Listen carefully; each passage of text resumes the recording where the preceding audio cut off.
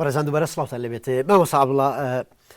ئەمەوێ بچمە سەرتەوەرێکی جیاواز لەوەی کە پێشتر باسمان کرد پێشناو بڕەکە کێشەی ئەو دەمەی کاژیک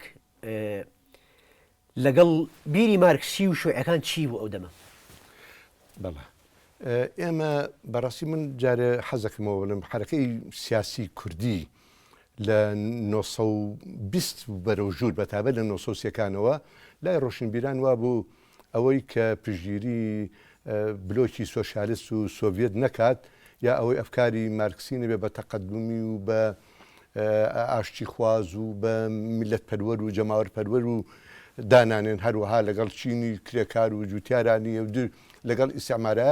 لەبەرەوە ئەم ئەفکارە بڵاو بۆ و لە بابلێن سیوێکی 1934 کە حیزبی شێوەی دروست بووە زۆربەی زۆری ڕۆشنبیران ڕویان تێکردووە 1934 و کوردەکانی کوردی لەژێر ئەو کاریگەریا بووە سەقافەتی مارکسیان بووە بەڵام دوایی وردە کە دەرکەوت بەڕاستی ئەفکاری مارکسی وەکو نانەتەوە یا ئومەمی ئەو ئەفکارە نییە لە خزمەت ڕزگارکردنی نەتەوەی کورد و دانانی دەوڵەتی سەربەخۆی کوردیا بێ هەتا تەنانەت من باش لەبیرمە لە 50 تا ململانی ئێمە لەگەڵ شیوعەکانە مارکسیەکانە ئەوە بوو کە هەنوو کورد ئومە نییە لەبەرەوە مادەم ئومە نییە بە پێی نەزەریەکەی ستالین نەک مارکس چونکە لێنین دایناوە خاک و نەتەوە و مێژوو عادات تەقالید ئەوە نانوە بێ دەوڵەتیش بێم ستالین دەوڵەتیش زیاد کرد لەبەر کورد دەوڵەتی نییە لەبەرەوە ئومە نییە کە ئومەشی نەبوو نابێ ڕێکخراوە بە ناوی خۆتەوە هەبێ یەکێتی قوتابیانی کوردستان نابێت بێ بچیتەوە یەکێتی قوتابیانی گشتی عێراقەوە لاوان نابێت لاوانی دموکراتی کوردستان و تا دوایی باش ئێوە لە یادداشتێکە داواتان ئێمە بەڵێ ئێوە لە نووسراوێکە لە یادداشتێکە داواتان لێکردن کە جۆرێک لە هاوپەیمانی دروستکەن لەگەڵ شوێعیە شوێعەکانی ئەو کات بەو مەرجەی کە ئەوان واز لە عێراقچێتی بێنن بەو مەرجەی کە ئەوان لایەنی کوردستانی بوون بگرنە بەرچاو بەڵام ئەوان وەڵامیان نەیانەوە بۆ کاکە من حەزەکەمەوە بڵم اینجا ئێمە لە ڕووی فەلسەفی و فکرێەوە لە بوارەکانی ئاین و گردون و نەتەوە و ئابووری و زانستی بەڕاستی خلافی فکریمان هەبوو لەگەڵە من قەت دژی مارکسیەکان نیم بڵم دژی وەکو شەکڵ بەڵام دژی ئەفکارەکان بوو و قەت ئەن بڕوان بە ئیدو نەبوو بەرامبەریان و ئێمە داوای ئەوەمان نەکردو ئەوان واز بێن لە عێراقچێتیش عێراقچین یا غەیری هەتا ئەوان ئومەمین یعنی بڕواتان هەبێ خۆ هەموو ئێزانین ینی ئەوەنگەی بڵین مارکسیەکان و حزبی شیوعی ئەوەنگان پشتگیری سۆڤێتە کرد پشتگیری کوردیان نەکردووە بەڵام ئێمە ئەمەمان بەلاوە گرنگ نەبوو گرنگ ئەوە بوو با لەگەڵ سۆڤێت بن با پشتگیری مەعسکەری سۆڤێت منی لە زۆر شتا پشتگیری مەعسکەری سۆشیالیستم کردووە دژی ئیسعماری ئەمریکی و بەریتانی و فەڕەنسی و لامولانەکان بەڵام با لەگەڵ کوردی خۆمان نابوون ئەوان وەکو ئەفکار بڕوان بەوە نەبوو کە کورد ئومەیە بڕوان بەوە نەبوو کە دەوڵەتی سەربەخۆی کوردستان دروستە بێ من لە یەکێتی لاوانی دیموکراتی کوردستان لە 1960 لەگەڵ جەلالی مامەحما هاتوونەتە دەرێ شەخصە بۆ ئاوای کردەوە تێتی دۆلارتان پێ قەناعەتی بێ نەمزانێت دۆلار عوملەیەکی سکەیەکی ئەمریکیە ئەنجا ئەمانە وای کرد کە ئێمە لەگەڵ ئەوانە نەبین و خلاف هەبێ بەڵام بەڕاستی دوایی کە من دێمە سەرین کە لە پاسۆکە ئەو دەورەم هەبوو ئینفتاحم کرد لەگەڵ هەمویانە لەگەڵ حیزبی شیوعیە لەگەڵ لانە مارکسیەکانە ئێوە ئەفکاری خۆتان ئێمە ئەفکاری خۆمان بەڵام بە نقاتی مشترک لە نێوانی خۆمانە بدۆزینەوە ئەنجا با بێمەوە سەر بەیانەکە و مووقفی ئەوان و ویستیان شت لە ئێمە بکەن من پێش نیازێکم کرد ئەمە کەی زۆر بەخێرایی ئەوەی بەڵێ کە چوومە مەحەدی کادران وەکو عەرضم کردین لە ڕێگای دکتۆر جەمال جەلال ئامۆزای نەورۆزی مەلاعەلی و خەڵکی سابوونکەرانن و پیاوێکی ڕۆشنبیر و سەفیری کوردیش بووە لە دوای 11 ئازار لە ئەوروپا هاتەوە ئەو بوو بە بەرپرسی مەحەدی کادران منی بان کردوتی حەزەکەم یارمەتیم بێت لە یەکێتی مامۆسانی کوردستانەوە ناجیخانی خێزانی ئەچوین بۆ لای و لە بەغا کە سکرتێری یەکێتی لە سکرتارێت تا بوون ئەوش خێزانەکە ئەوی لە سکرتارێتی مامۆسانە بوو منی بەدڵ بوو ئەوە نەبوو ئەتر نە سەفقە بووە نە کەسم بینیوە نە ئیتفاق بووە نە کەس ئەیوتو باشە ئەنجا بەڵێ تۆ تکە لە 12/3/1974 ئیتر بە تەواوی ئەچیتە شاخ ئەچیتە دەرەوە ڕاستەخۆ لە سلێمانیەوە بۆ ڕانیەوە لێەوە بۆ حاجی ئۆمران و بۆ ناوپردان و ئەو کە ئەچیتە ئەوێ ئەچیتە ڕۆژی دواتر ئەچیتە بارەگای ڕاگەاندن لەوێ ئەکری بە محەڕیر و نووسری ئێزگەی دەنگی کوردستانی عێراق چۆن کرای بە محەڕیر لە ڕادیۆکە و بارودۆخی ئەو کاتی ڕاگەاندنی شۆڕش چۆن ئەمە لە یادوەرێکی بچووکە لە دژە باس و نووسیومە من کە چوون ئەبێ تاقی بە شۆڕشەوە بە بارگایکە من لەگەڵ مامۆستا کەمال محامیان ڕۆشتین ڕاستەکەی ئەو هەستمە کرد ئەو کە پەیوەندیە بە پاراستنەوە تا جارێکیان نامەیەکیامێ من هاتم جارجار سەری کاک محەمەی عەزیز لە پێش 74 کاڵە هەمە ئەیوو ئەم نامێشم بۆ بگەێنە بارگای بەرزانی ئەتریا لابێ کەڕەتێکیان نامەکەیان کراوە بوو سێرم کرد نووسرا بوو باران ناوەنیهێنەکەی باران بوو مامۆستا کەمال مامۆستا تۆ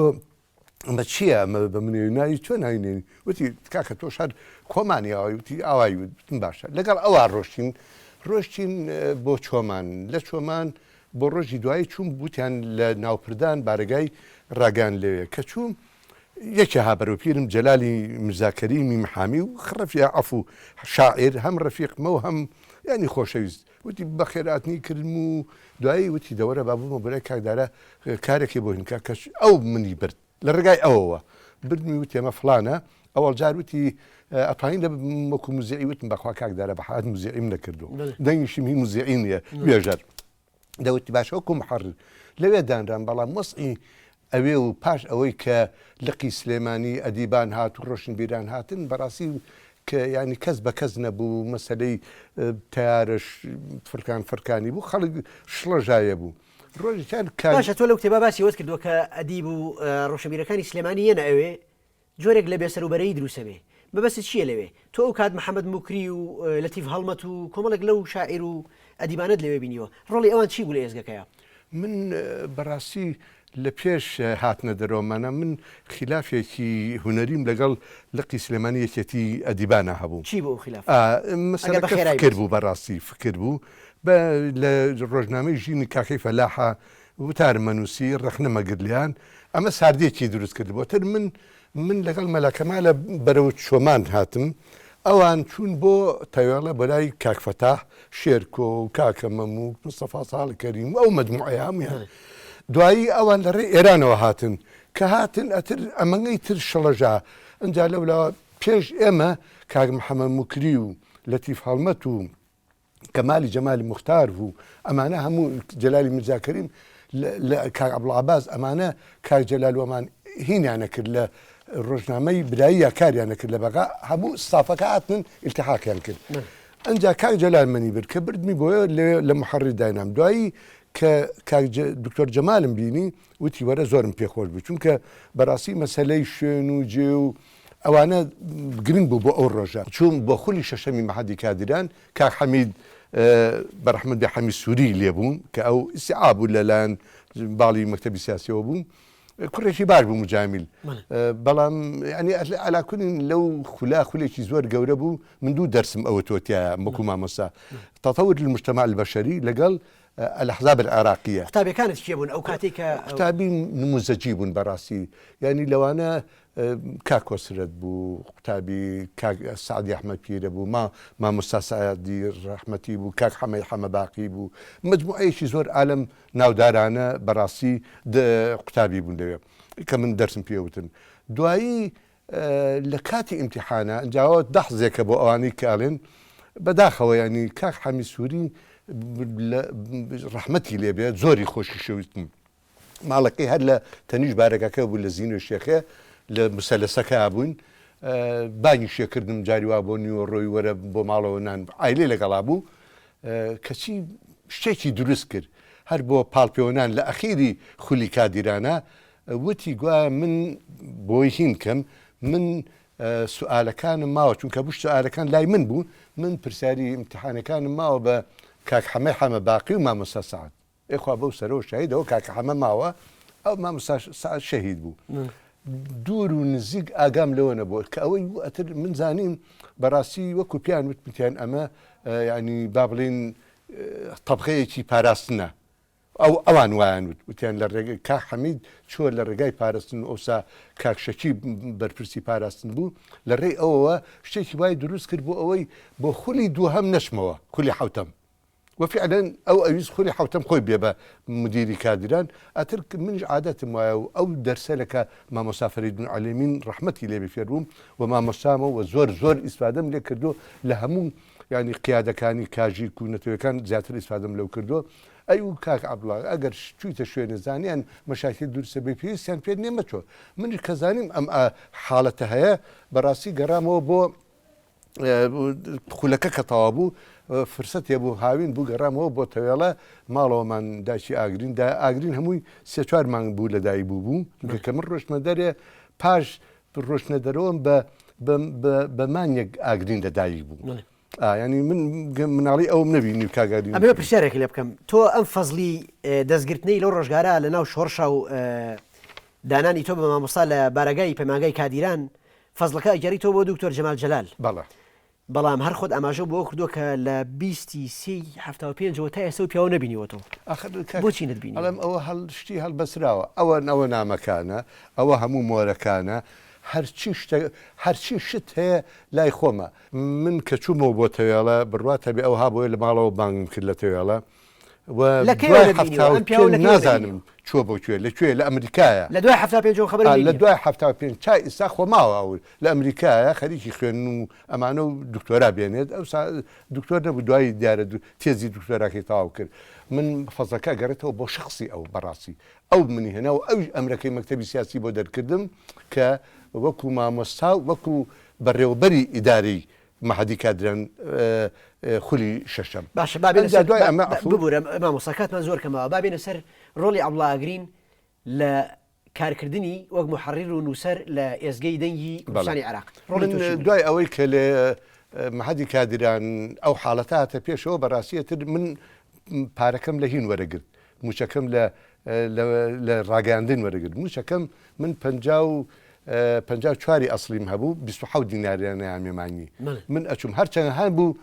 معاشەکەی خۆی زیاد کرد و بۆی موچەی زیای بەرێ دوای دەریشکەوت بەڵام من ئەو 27 دینارە ئەچوم لەوێم وەرەگرت لە ڕاگەاندن گەڕامەوە بۆ ئەوێ بەڕاستی کە چووم بۆ ئەوێ وا مەزانی هەر فەوزاکەی جارانە بەڵام بەڕاستی کەسێک کەیسا کاک مستەفا ساڵێک مامۆستا بە پیرمەوە هات و زۆر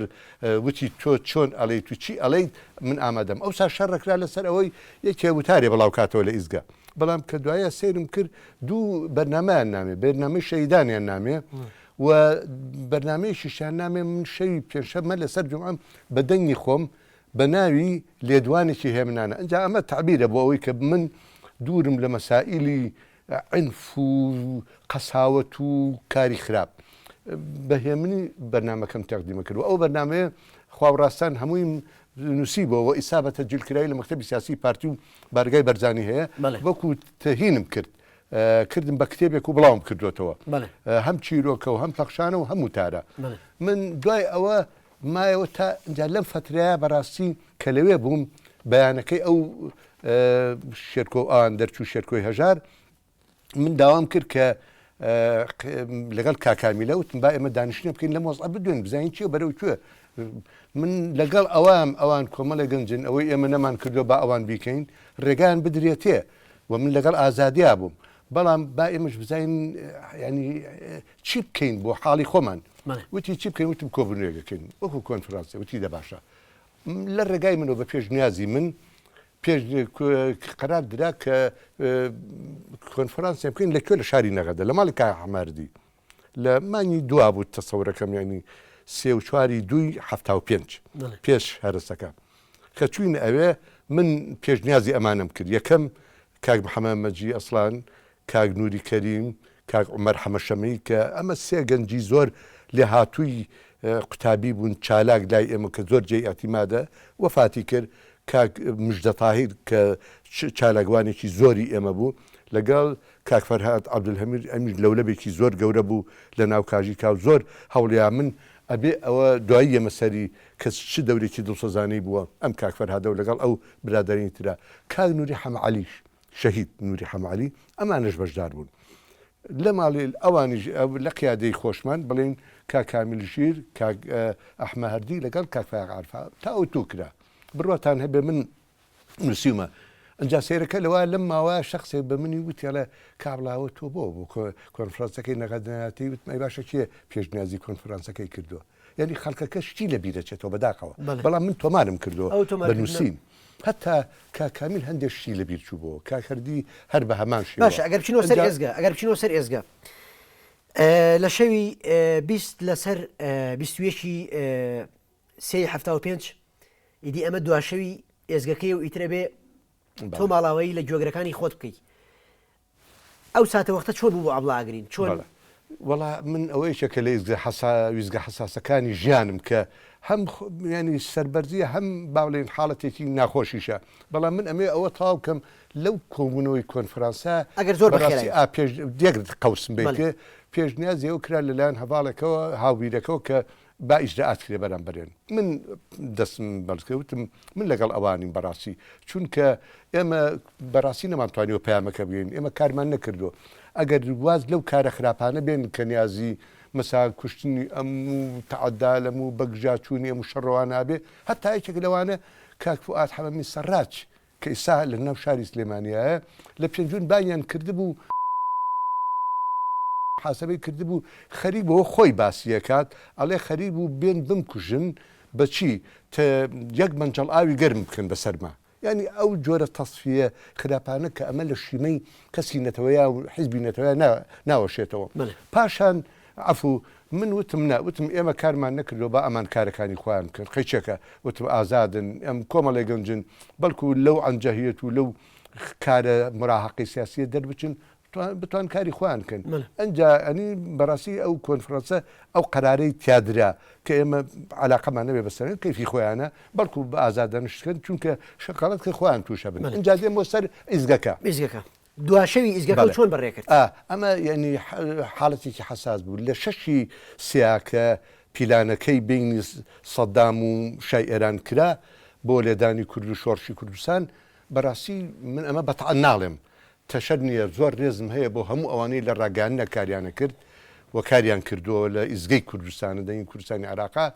و خۆشەویستیم هەیە و هەموو دڵسۆز بوون بەڵام هەر یەکە بە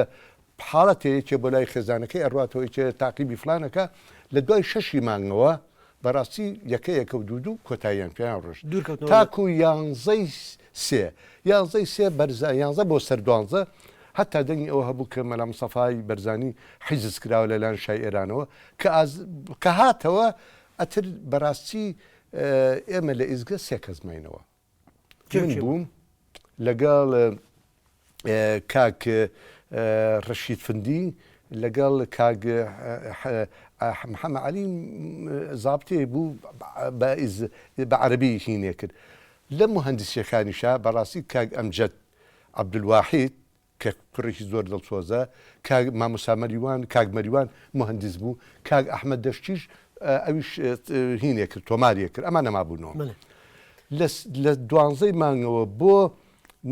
بۆ تقریبەن حەڤەی مانگ من وتارم ئەنووسی و خۆشم ئەم خوێنەوە چونکە هەتا بێژەرەکانیش هەرێکەی بە حاڵەتێک ڕۆشت بوون ئەو بێژەرانە هەر هەمویان من بڕوا هەبێک وتارێکم نووسی هەر لەسەر سەدام دوایی نەمزانی نەما من چونکە ناڵم ئەدنا لە زمانی ئەوە بڵاومە کردەوە ئەو وتارانە بۆ بەیانی چوون بۆ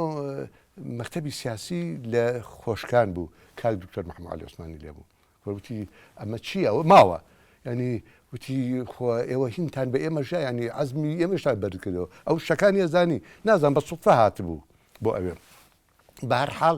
لە دوای حەڤەی مانگەوە بۆ 20 مانگ من بەڕاستی لە حاڵەتێکی نەفسی وابم نەمەتوانی وتاری بنووسم وتارە کۆنەکانمان بڵاو کردەوە و هەتا برادێک هات خۆشەویستە ئەدیبیشە هات پیاسی لەگەڵاکە وتی تۆ چێکی لێرە ماڵ کاولوتی وتی تۆ هەموو خەڵک ڕۆژ تۆ ینی خۆ دۆزیوەتەوە ئایلە دۆزیتەوە تۆ ئاگرینی کوڕت یەک جاربینیوە مناڵێک بووە چۆن بمبهینەکەی وتی بڕوا بێنی گوماهینی ئەوە هەیە کە تاری هەلیکۆپتەر بێت چەتاڵتەنکە وتم وەڵا من تازە بڕیاری خۆم ماوە لێرەم ڕۆشت ماوەسەجان ڕۆژێ بیستیمان. 5 دقیقە کاتمەوە ئەگەر زۆر بە خێرایی بەسەر بیستیمان کە جێبێ هابەرەوە ڕوومان کاکەمال مەسەر و لەگەڵ باوە لە ژیانە لەگەڵ کاکدارەیە تۆپیقا هاتن من دانیشتی بووم شتێ بنووسم وتیان ڕە چییە حاڵە چییە وتمەڵ ئەڕۆیتەوە خچووکە خەڵگە گەڕایەوە ینی بۆ علمی جەنابەت من کاوە ئەڵم بیستیمان محەممەد لە 16 حەبەوە هاتبوونەوە سلێمانی 16 حەبەی سێ هات ئەوان گەڕابوونەوە ئەگەڕێتەوە بۆ سلێمانی ئەڕۆی بە ئێران ئەڕێ وتم من ئەم جەولەیە قەرارم ماوە لەگەڵ بەڕاستی شۆڕشامن و دەوتیان مادەم وایە لەوانەیە ئەگەر نێن بۆ پەنەڵەکان ئەوە ئیزگەیەکی موقەتی نەکەین و ئەو بین بۆ ئەوتم باشە ئامادەم لەما بووین ڕێوەکانی ئێران هات بەرەو ئیزگە هی نیشان لەگەڵا بوو چاو ساغۆمانان لەگەوتی چاو لێ کابلاوەکو محتە لێ هاتن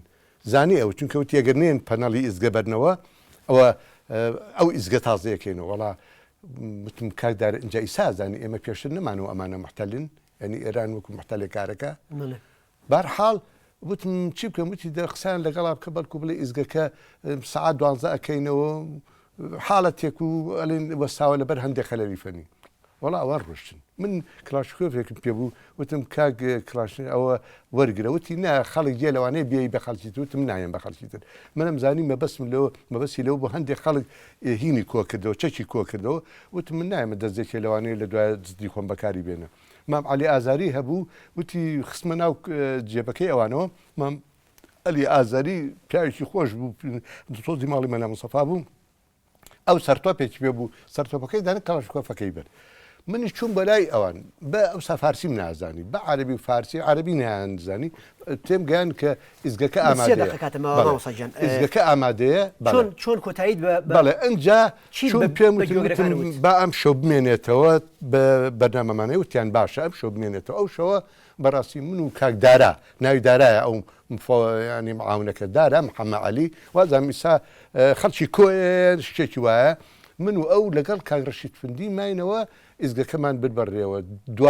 دوا قسە بەڕاستی من ئەوەم کرد کە ئەمە زۆر ناخۆشە جەرێک برە تراژیدیا ینی لە خوێنمە ئیساش قوڵپیا بەڵام ناچارم ئەمە وەکو تەری بنم چونکە ئیفترای پێکرا لەوێ لە ئاخر لەحزا من شعرەکانی کامەران موکری و ینی دڵدار و هەژار و من و ئەمانەم ئەخوێنەوە و ینی حەماسەتێک و هەر خەڵک ئومێدی ئیزگەکە بوو ئیزگەکە بمێنێت شۆڕژماوە ئیزەکە نمێنە و دەنگکە خەڵکەکەتر کۆتایی هات لە ئەخیرا من ئەو قسەی کە کاکدارە پێوتم وتم گوێگرانی ئازیز و خۆشی لەبەر هەندێک خەلەلی فەنی ئیزگەکەمان لە کارەوە سێت تا بە یەگەشتنوویەکی تر بەخواتان نەسپێرین بە بادینێش عینشت بە عەربیەکەش کاکدارە عینشتی و کەچی لە دوای خەڵکان وتێتی وەڵا وتیانە ئیزگەکەمان لە کارێک وەسێ تا شۆڕشی تر بەخواتان نەسپێرین مەبەسم لە ینی ئەو ئیترا من ئەوە ئاخر کەس بوو مامەوە لەگەڵ شانازێ بۆ من لەگەڵ ڕۆژی ڕەشی میلەتەکە لە یانزەی نۆی 75 پاسۆک دروستە بێت دەوترێت کاتێک لە دوای دروستبوونی پاسۆک کاتێک چارەنووسی پاسۆکەکەوێت دەست عەبدوڵڵاگرین ئیتر بۆ خۆی دەست بەسەر هەموو شتێک ئاگرێ سەرکردایەتی تەنها خۆیە بێت لە هیچ بڕیار و ڕاستپاردەیەکی سیاسیان ناگەڕێتەوە بۆ کادیرەکانی پاسۆک خۆی بڕیاری متلقەیە کە ئەم قسانە چەند ڕاستن لە پاسۆک لە دوای 75 بەڵێ کاتێک کە چارەنووسی پاسۆک ئەکەوێتە لای عەبدوڵڵاگرین خۆ ئێمە ئەبێ هینکەین بگەڕێنەوە بۆ ئەو کاتێک کە تۆ کەسی یەکەمی پاسۆکە بی بەسەری خۆم من ئەمە یەکەم جارە ئەیبیستم ئەم قسەی جەنابێ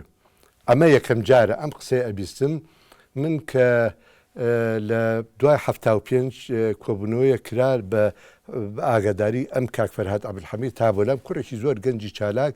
لە ماڵی ئێمە من لە سەماوە نەفی بووم بە سێ ئەمری ئیداری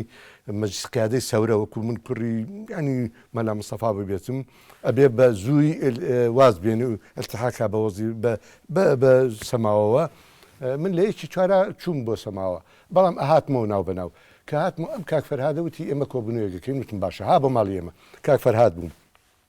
کاک نووری حەمە عەلی بوو کاک مژدە بوو کاک عومەر حەمەشەمەی کاک فەرهاد و کاک مژدە لەگەڵ ئەم چوارە وتیان ئەمانەوێ کاک فەرهاد وتی کابڵا ئەمە فرسەتە ئەگەر من سەر بەلایانی هین ببێتم ئەم نامانە لای من بە ئەمانەتەوە نامە ئەم وەرانە نە ئەما بە ئەمانەتەوە من کاک فەرهاد عەبدولحەمید داوای لە من کرد ئەو کۆبوونەوە بکەین وەوتی ئەمە فرسەتە با نەکەوێتە دەست کۆمەڵی مارکسی و ئەمانە ئێمە بچینە شاخ. من وتم لەبەرەوەی ئەوانە خیانەتیان لەگەڵا کردووم بەڕاستی من ینی نامە پێش ئەوش وتی ئەگەر تۆ نەی لەگەڵمان نەبی کارەکە سەر ناگرێ بەڕاستی بەڵام من لە دوای ئەوە کە پاسۆک لە 11/95 دروست بوو جلالی کاخسین ڕەحمەتی جای حسەکە لەشکە مشهورە پەیوەندی پێوە کرد مەتاوتی یەم بۆ سەماوە بۆلات هەر ئەو هێنمەوە پێکەوە ڕوین. دوایی من پەیوەندیم لەگەڵ کاگمژدا بۆ من لە فترێ ئەوە تاکو ڕاپەڕین بەیاناتەکانم ئەنووسی ئەجا ئەوەی کاڵێ لە خوێندنی باڵا خۆ من لەو کاتا بووم من بەیاناتەکانم ئەنووسی لەگەڵ نووسراوی ترا ئەمە دەست کاگمژدە ئەی برد لە شاخ محەممەد مستەفا بڵاوی کردەوە یەک دووهەم باشە ئەفو بڵاوی ئەکردەوە ناخر بە ئەمە بڵین ئەوەی کە بڵاو ئەکردەوە من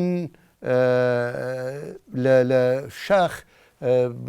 ڕۆژێکیان کۆمەڵێ نامە مابووە و نووسراوە بە کاگمژدە گیرا بەرسەریە هەتا